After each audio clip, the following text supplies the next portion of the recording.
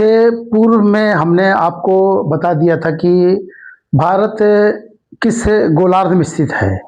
तो भारत उत्तरी गोलार्ध में स्थित है और ज़्यादा सटीक तो उत्तरी पूर्व गोलार्ध में स्थित है। यानी कि जो 0 डिग्री अक्षांश रेखा है, ये हमने चित्र में बताने की कोशिश की है। जो 0 डिग्री अक्षांश रेखा है, ऊपर का भाग उत्तर कहलाता है, नीचे का भाग दक्षिण कहलाता है। इसी प्रकार जो 0 डिग्री देशांतर रेखा है, 0 डिग्री देशांतर रेखा का इस तरफ का भाग पूर्व कहलाता है, इस तरफ का भाग पश्चिम कहलाता है। हमने पश्चिम का भाग नहीं लिखा और ना यहाँ पर जो है दक्षिण का भाग लिखा है। हम आज सिर्फ आपको भारत की स्थिति कि भारत की अक्षांश से कौन सी भारत से कौन सी अक्षांश रेखा जाती है और कौन सी देशांतर रेखा जाती है, आज हम आपको वो बताने का प्रयास करेंगे। तो आप ये समझ जाइए कि भारत की स्थिति का है उत्तरी पूर्व गोलार्ध में स्थित है। ऊपर की ओर उत्तर है और उस तरफ की ओर पूर्व है, तो भारत उत्तरी पूर्व गोलार्ध में स्थित है। ये इससे बड़े बड़े कंटेम्प्रेरी एग्जाम में इससे क्वेश्चन पूछे जाते हैं। तो आप ये जान जाइए कि भारत उत्तर और पूर्व गोलार्ध में स्थित है। आइए हम जानते हैं कि आपको पता है कि 0 डिग्री अक्षांश रेखा से ऊपर की ओर 90 अक्षांश रेखाएं होती हैं। हर 1 डिग्री पर एक रेखा होती है, तो 90 अक्षांश रेखाएं होती हैं। इसी प्रकार 0 डिग्री देशांतर रेखा से इस तरफ 180 देशांतर रेखाएं होती हैं। तो भारत की स्थिति क्या है? भारत से जो रेखा होकर गुजरती है, देखिए हर 1 डिग्री पर 1 डिग्री, 2 डिग्री, 3 डिग्री, 4 डिग्री, 5, 6, 7, 8 इसी प्रकार करके 90 डिग्री तक बनेगी। तो भारत को जो अक्षांश रेखा छू कर जाती है वह 8.4 उत्तरी अक्षांश रेखा उत्तर की ओर है, इसलिए उसको उत्तरी अक्षांश रेखा बोले। ये ऊपर की ओर है इसलिए, और जो इस तरफ की रेखा जाती है उसको अक्षांश रेखा बोलते हैं। और देशांतर रेखाएं सीधी होती है, अक्षांश रेखाएं ऐसी होती है। तो भारत 8.4 उत्तरी अक्षांश रेखा पर स्थित है। और ये कहां तक चलाएगा? फिर इसके बाद भारत से 23.5 डिग्री कौन सी रेखा गुजरती है? कर्क रेखा गुजरती है।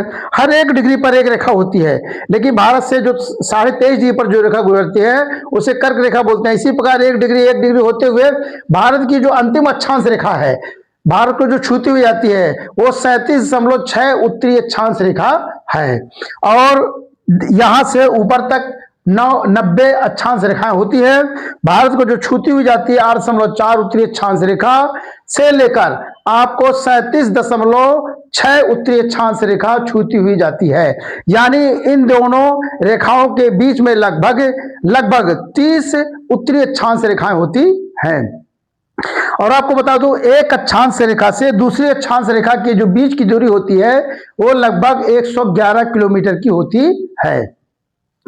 अब जो 23.5 डिग्री जो कर्क रेखा गुजरती है हमारे भारत से, वो किन किन राज्यों से होकर गुजरती है? वो गुजरात से होकर गुजरती है, राजस्थान से होकर गुजरती है, मध्य प्रदेश से होकर गुजरती है, छत्तीसगढ़ से होकर गुजरती है, झारखंड से होकर गुजरती है और पश्चिम बंगाल से होकर गुजरती है। आपके त्रिपुरा और मिजोरम 8 राज्यों से होकर भारत से कर्क रेखा गुजरती है।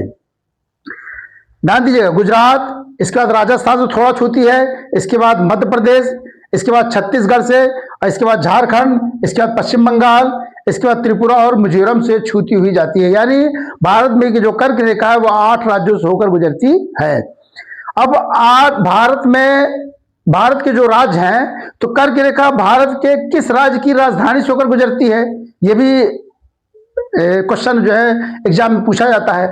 तो गुजरात राजधानी है गांधीनगर से होकर करके रेखा गुजरती है, राजधानी है उसके ऊपर से होकर करके गुजरती है। इसी प्रकार मध्य प्रदेश के भोपाल से होकर गुजरती है, राजधानी से होकर गुजरती है। इसी प्रकार झारखंड के रांची जो राजधानी है झारखंड की, उस शहर के ऊपर से होकर ये कर्क रेखा गुजरती है। केवल 3 ही प्रदेश ऐसे हैं जिनके राजधानी से होकर कर्क रेखा गुजरती है। उनमें से गुजरात की राजधानी गांधीनगर के ऊपर से, और मध्य प्रदेश की राजधानी भोपाल और झारखंड की राजधानी रांची से होकर कर्क रेखा गुजरती है।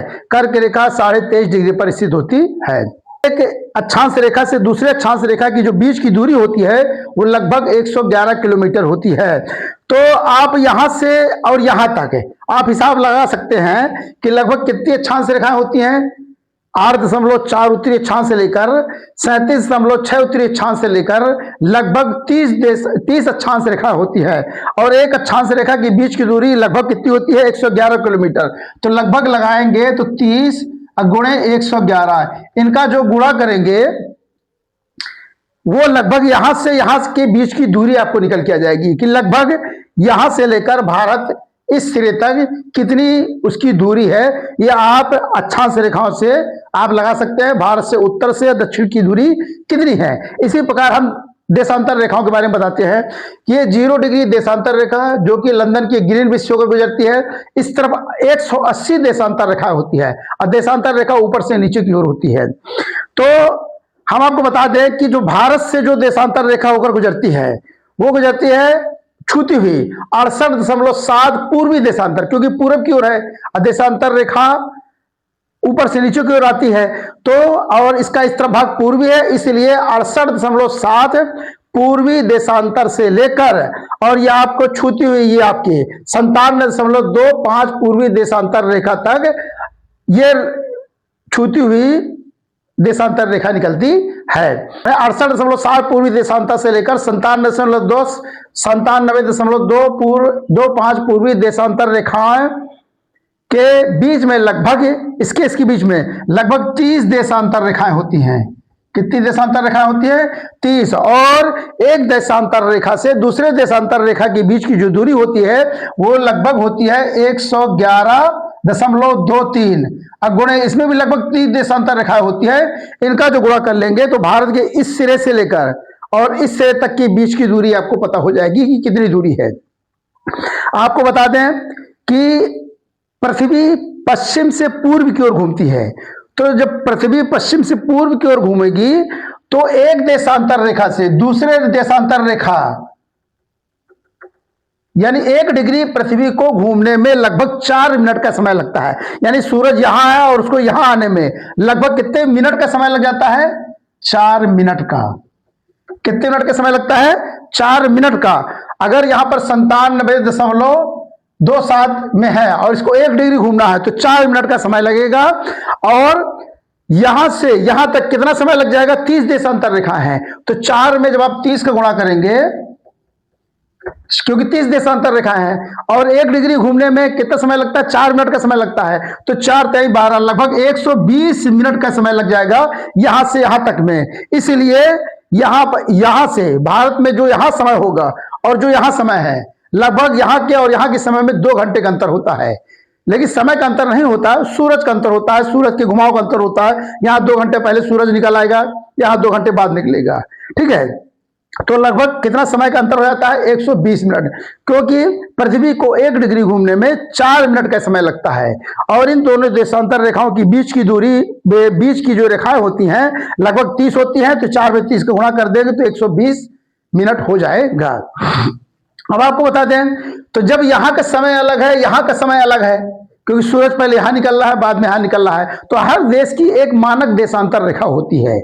हर देश की अलग अलग मानक देशांतर रेखा होती हैं जो बिल्कुल मध्य में भारत के होकर गुजरती है।